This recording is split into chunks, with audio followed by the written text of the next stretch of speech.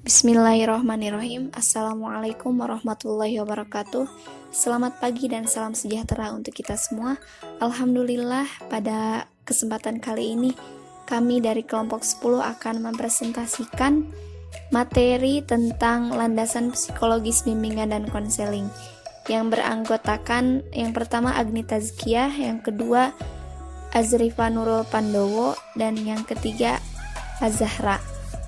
Materi yang akan dibahas yang pertama yakni pengertian landasan psikologis, yang kedua faktor-faktor yang mempengaruhi individu, yang ketiga masalah perkembangan individu, yang keempat masalah perbedaan individu, yang kelima masalah kebutuhan individu, dan yang terakhir masalah belajar individu.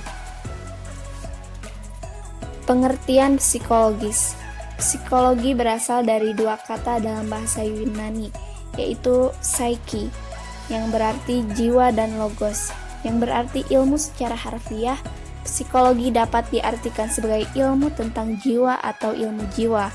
Menurut Branca, dalam Khadijah 2006, menyatakan bahwa psikologi sebagai ilmu tentang perilaku.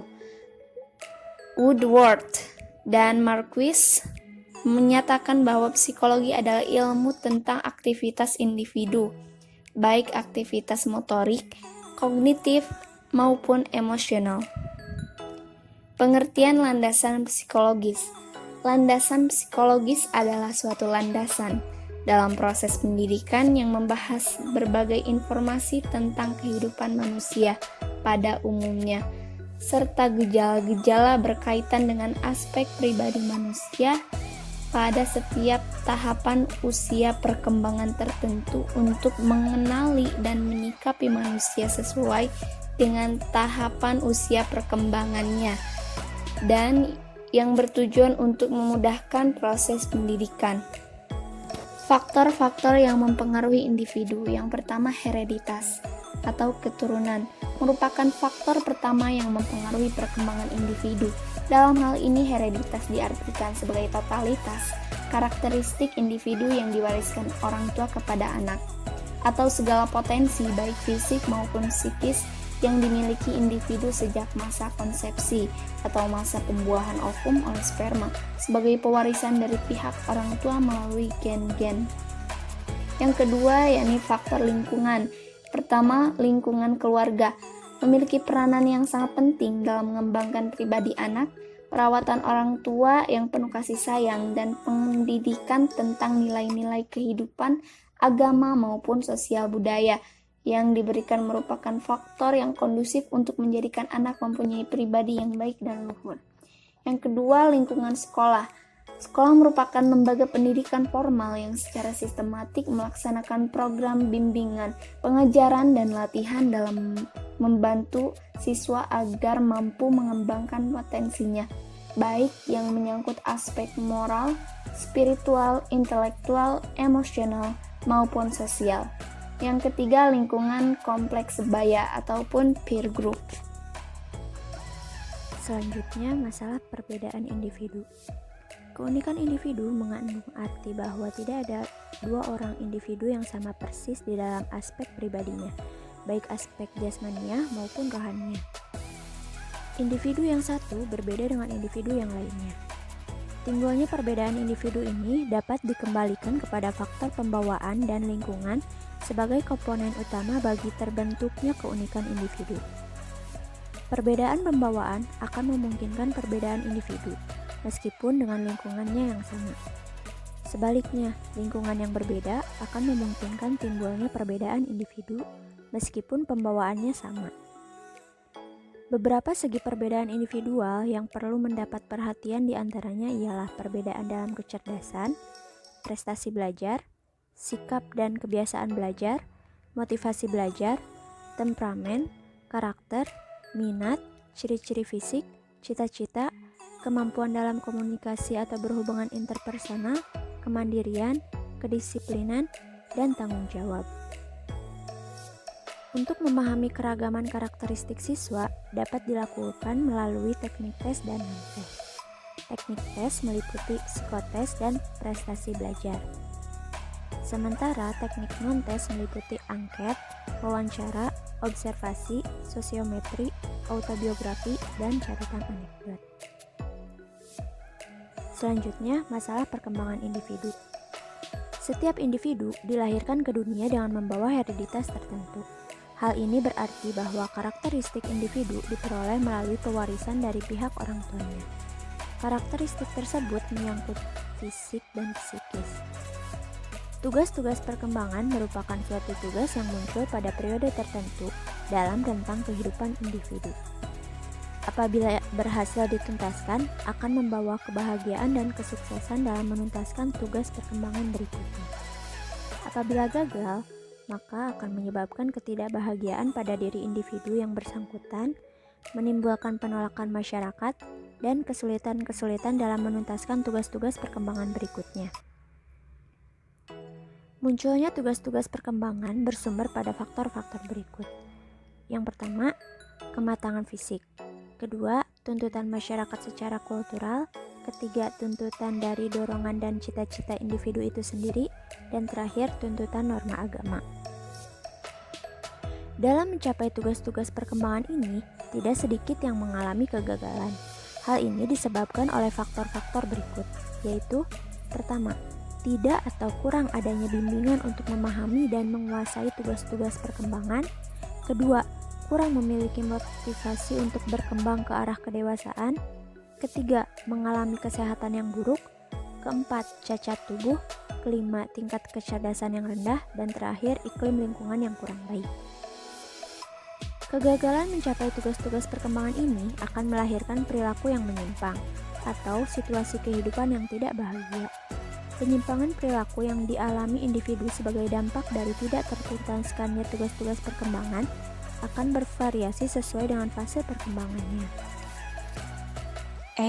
Masalah kebutuhan individu. Secara psikologis, kebutuhan individu dibagi menjadi dua, yaitu kebutuhan biologis dan kebutuhan sosial psikologis. Kebutuhan-kebutuhan yang harus diperhatikan yaitu memperoleh kasih sayang, memperoleh harga diri, memperoleh perhargaan yang sama, ingin dikenal, memperoleh prestasi dan posisi, untuk dibutuhkan orang lain, merasa bagian dari kelompok, memperoleh rasa aman dan perlindungan diri, yang terakhir, memperoleh kemerdekaan diri. Terkait pembahasan ini, Abraham Maslow mengungkapkan bahwa motivasi manusia diorganisasikan dalam hierarki kebutuhan atau needs, yaitu suatu susunan kebutuhan yang sistematik dalam mana kebutuhan dasar atau basic needs harus memenuhi kebutuhan dasar yang muncul. Kebutuhan ini bersifat instinktif yang mengaktifkan atau mengarahkan tingkah laku manusia. Yang terakhir, F. Masalah belajar individu. Masalah belajar sebenarnya mempunyai arti yang cukup luas karena masalah belajar itu sendiri dipengaruhi dari faktor internal yang artinya masalah belajar yang terdapat dari diri dalam setiap individu, sedangkan faktor eksternal yaitu masalah belajar yang dapat dari luar individu ataupun dari lingkungan. Jadi dapat diartikan masalah belajar adalah suatu proses kesulitan ataupun hambatan dari dalam maupun dari luar setiap diri individu dalam mencapai suatu perubahan individu yang baru. Masalah-masalah belajar. A. Faktor eksternal.